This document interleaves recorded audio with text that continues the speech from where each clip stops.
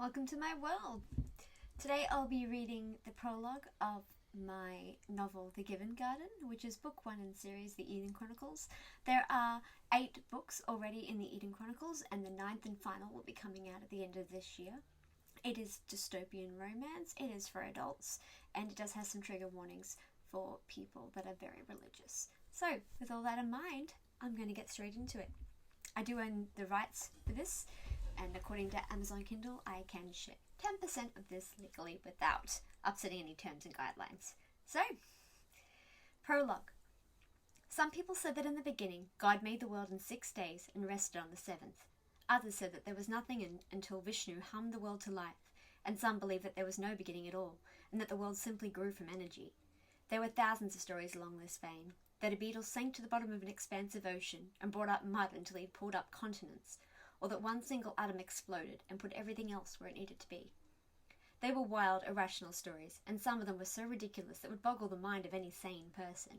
And yet there were thousands of humans in the time before that believed each, and willing to die for the right to go on believing in their own brand of theology. They all named and laid claim to God, and what he'd done and why he'd done it, and arguments stemmed from these contrasting beliefs from so many differing parties that speaking on the subject ceased to be enough, and it led to tears, screaming, and eventually bloodshed. But I know the real story. In our world, everyone knows the real story, and everyone has read the tales of the old. In fact, we are forbidden to read anything on the subject of theology until we have demonstrated that we have a grasp on the only truth there is, a test that is given at the age of 4 after 1 year of solid education on the subject. 4, you say? How young?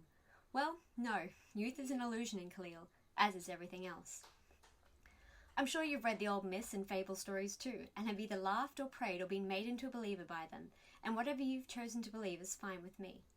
None of it has any bearing on my story, and in the end our individual stories are the truest reflection of God there can ever be. I hope yours is more attractive than mine, because I am named Larkin, I am 16 years old, and though I have always loved and had faith in God, I am contemplating giving Satan my soul in exchange for just one drop of happiness that I can hold on to here in this torturous paradise. End of the prologue.